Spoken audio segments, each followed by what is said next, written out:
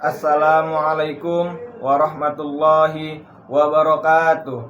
Perkenalkan, nama saya Muhammad Lutfi Tamimi Ar-Raisi. Saya dari Universitas Islam Negeri Sumatera Utara dengan prodi Pendidikan Bahasa Arab. Sebelumnya, saya ingin berterima kasih kepada Bapak Usiono telah memberikan kami materi tentang perbandingan ilmu dan pengetahuan. Oke, yang pertama yaitu ada pengertian ilmu. Ilmu berasal dari bahasa Arab, yaitu alima dan ya'lamu, yang berarti tahu atau mengetahui. Secara istilah atau terminologi, ilmu disebut dengan mengetahui secara hakiki. Di dalam bahasa Inggris, ilmu disebut dengan science, yang berasal dari kata scio dan sair, yang berarti tahu. Dilihat dari segi maknanya, ilmu terdapat dari 3 sudut pandang dalam ilmu pengetahuan, yaitu 1. Ilmu sebagai pengetahuan. Artinya, ilmu adalah sesuatu yang sistematis atau sebagai kelompok pengalaman yang teratur mengenai pokok soal atau subject matter. Dengan kata lain, pengetahuan itu menunjukkan pada sesuatu yang merupakan substantif atau yang terkandung dalam ilmu. Yang kedua, yaitu ilmu sebagai aktivitas.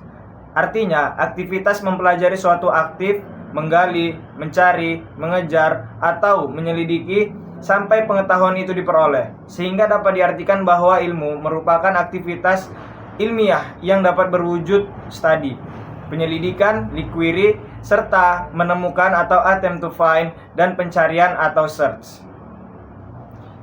Yang ketiga, ilmu sebagai metode. Artinya, ilmu adalah metode untuk menangani masalah-masalah atau kegiatan penelaahan atau proses penelitian yang mengandung prosedur, yaitu serangkaian cara dan langkah tertentu.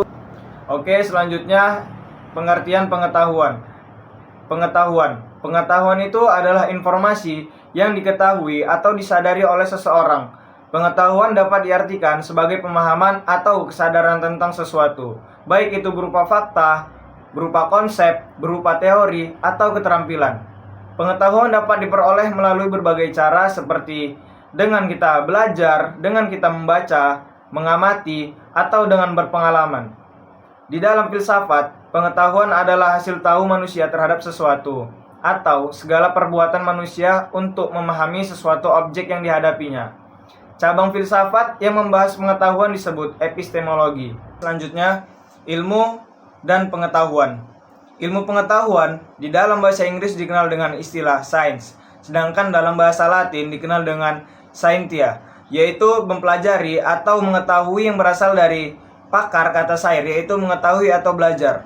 Abbas Hamami Mintareja menyebutkan di dalam Pustaka Indonesia, istilah pengetahuan sering dicampur adukkan dengan istilah ilmu, atau bahkan dikatakan dengan ilmu pengetahuan.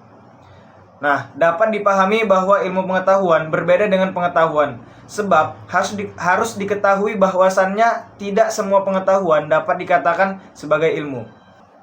Pujo Wijanto menyebutkan bahwa terdapat beberapa syarat agar suatu pengetahuan dapat dikategorikan sebagai ilmu. Ya, diantaranya yaitu 1. Berobjek. Objek material sasaran atau bahan kajian. Objek formal yaitu sudut pandang pendekatan suatu ilmu terhadap objeknya. Yang kedua, bermetode, yaitu berprosedur atau cara tertentu suatu ilmu dalam usaha mencari kebenaran. Yang ketiga, sistematis, yaitu ilmu pengetahuan seringkali terdiri dari beberapa unsur, akan tetapi tetap merupakan satu kesatuan. Ada hubungan, ada keterkaitan antara bagian yang satu dengan bagian yang lain. Yang keempat, yaitu universal. Universal, yaitu ilmu diasumsikan berlaku secara menyeluruh, tidak meliputi tempat tertentu atau waktu tertentu. Ilmu diproyeksikan berlaku seluas-luasnya. Adapun manfaat ilmu pengetahuan bagi manusia, yaitu membantu manusia membedakan yang benar dan yang salah. Dengan ilmu pengetahuan, manusia dapat menghindari tindakan yang salah yang dipicu oleh tujuan jahat orang lain. Yang kedua, yaitu membantu manusia menjadi lebih arif dan bijaksana dalam menghadapi berbagai persoalan. Yang ketiga, membantu manusia bermanfaat bagi keluarga dan sekitarnya. Yang keempat, yaitu membantu manusia terkenang sampai kapanpun, bahkan setelah dia mati. Karena ilmu yang dibagikan dapat terus dibaca dan bermanfaat. Oke, yang terakhir yaitu sejarah perkembangan ilmu pengetahuan. Ada beberapa hal yang perlu diketahui mengenai sejarah perkembangan ilmu pengetahuan, yaitu proses perkembangan ilmu pengetahuan dimulai dari pengetahuan sehari-hari, kemudian diuji secara cermat dan dibuktikan secara teliti untuk mendapatkan teori. Pada masa abad pertengahan, dari 476 sampai 1350 Masehi, perkembangan ilmu pengetahuan mengalami kemunduran. Yunani kuno merupakan negara pertama yang melahirkan pemikiran filsafat. Peradaban Yunani menginspirasi peradaban lain untuk membangun peradaban yang agung dan luhur.